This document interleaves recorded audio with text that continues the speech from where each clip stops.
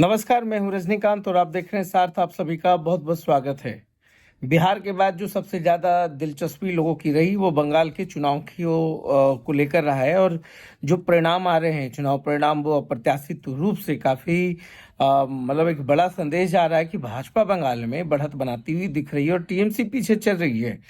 इतने सालों का जो राजनीति रहा है ममता बनर्जी का, मुझे लगता है कि इस बार बंगाल शायद ममता को नकार दे, क्योंकि अभी देखिए, अभी पूरे चुनाव परिणाम जब तक आ नहीं जाते हैं कुछ कहना बड़ा मुश्किल है। मगर भाजपा जिस तरीके से बढ़त बना रही है और तमाम सीटों पर आगे बढ़ रही है, तो क्या इस बार ममता का जादू नहीं चल पाए, या बंगाल में क्या कुछ हुआ है और इसका असर जो है बिहार पर क्या पड़ेगा, बिहार की राजनीति पे क्या पड़ेगा, क्या कुछ होगा, इन तमाम चीज़ों पर आज हम बात करेंगे और जानने की कोशिश करेंगे कि जो बंगाल का जो पैटर्न्स रहा है, अगर आप ज्योति बसु की बात करें, उनके समय की भी बात करें, और उसके बाद वही जो कैडर्स हैं, जो जो उनके वोटर्स रहे, वो ट्रांसफर होकर ममता बनर्जी की तरफ आए। ममता बनर्जी की बहुत सारी योजनाएं बंगाल में बहुत अच्छी रही, मगर क्या कुछ कमियां रह गई हैं क्या?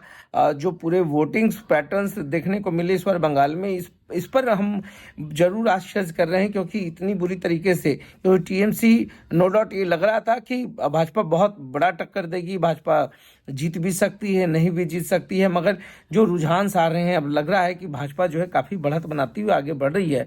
मगर जब तक फाइनल कुछ रिजल्ट्स आ नहीं जाते हैं, कुछ भी कहना काफ़ी मुश्किल होगा। मगर जो मैं वही बात कर रहा था कि जिसमें ज्योति बसु की सरकार रही, लेफ्ट की सरकार रही, उसके बाद ममता बनर्जी ने तमाम चीज़ों पर कोशिशें की, पॉलिटिकली काफ़ी स्ट्रांग हुई, काफ़ी रिच हुई और आगे चलकर उन्होंने टीएमसी को एक मजबूत स्तंभ बना दिया बंगाल में। मगर अचानक भाजपा जिस तरीके से एक्सप्लोर कर गई चीज़ों को, इस बार चुनाव में बहुत सारे चीज़ पैटर्न्स देखने को मिले। काफ़ी सुरक्षा को लेकर के भी बहुत ज़्यादा हिंसा नहीं सुनने को मिला कि हाँ बिहार चुनाव में, सॉरी, बंगाल चुनाव में ऐसा कुछ हुआ है। क्योंकि इससे पहले जो चुनाव हुए आपको भी याद होगा, काफ़ी हिंसात्मक रहा, काफ़ी हत्याएं हुई, काफ़ी हिंसा हुई। मगर इस बार बंगाल में वो तमाम चीज़ें जो ट्रेंड्स थी वो देखने को नहीं मिली। तो कहीं ना कहीं जो मूव रहा एसआईआर को लेकर के भी, निश्चित तौर पर वोटर्स काफ़ी एक्टिव रहे।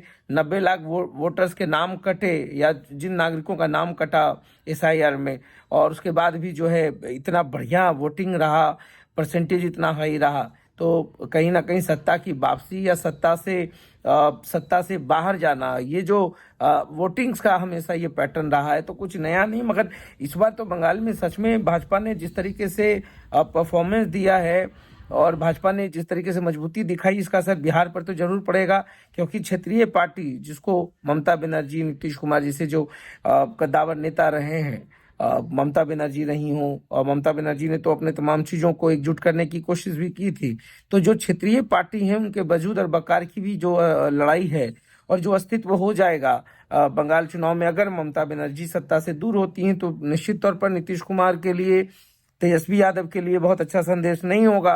क्योंकि बड़े भाई की भूमिका में फिर भाजपा जो है बिहार में आ जाएगी और भाजपा फिर लीड करेगी, नीतीश कुमार उतना कुछ कर नहीं पाएंगे। क्षेत्रीय पार्टियों का अस्तित्व जो है 2029 के लोकसभा चुनाव में भी वो देखने को मिल सकता है। तो ऐसी बहुत सारी बातें। और इस बार जो है, जो लोगों से बात हुई, जिस तरीके से उन लोगों ने कहा कि देखिए, बंगाल में जब जब लेफ्ट की बातें होती थी तो उस समय भी वोटिंग पैटर्न्स होते थे कि उनके जो कार्यकर्ता हैं वो, मतलब कि ये लोगों ने बताया है, मैं इस पर बहुत श्योर नहीं हूँ, I am not very much quite sure कि हाँ ऐसा ही होता रहा होगा। मगर जो लोगों ने बताया कि जो कार्यकर्ता होते थे वो वोट डाल के चले आते थे। वही चीज़ें टीएमसी में ट्रांसफर हुई, टीएमसी का भी वही ट्रेंड्स रहा। और जितने भी भाजपा में बड़े बड़े नेता आए हैं टीएमसी से, उन लोगों का भी तो वही वोट पैटर्न्स रहा है। उनको पता है कि इलेक्शंस कैसे होते हैं, वोटिंग्स कैसे पड़ते हैं।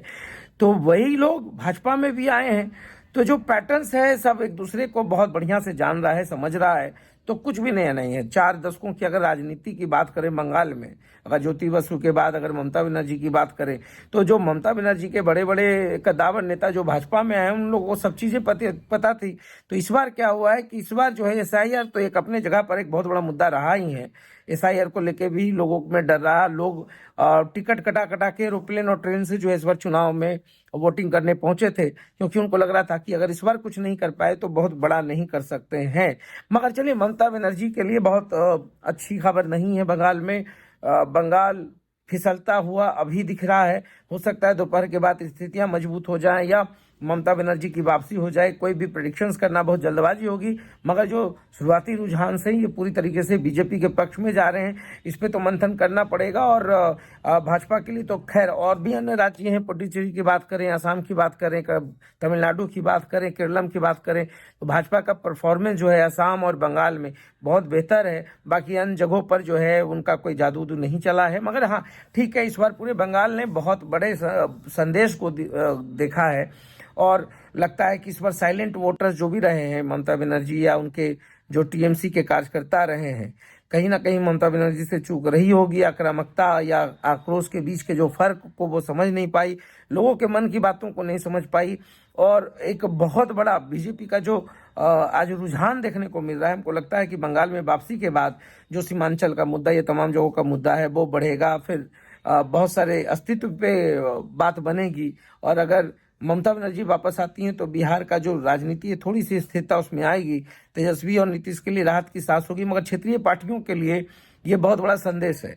आप चाहे अलायंस में अभी हों, मगर बिहार के चुनाव पे पल पल की अपडेट्स होती रही थी। आपने भी देखा था कि किस तरीके से पूरा का पूरा चुनावी परिणाम जो है बदल गया।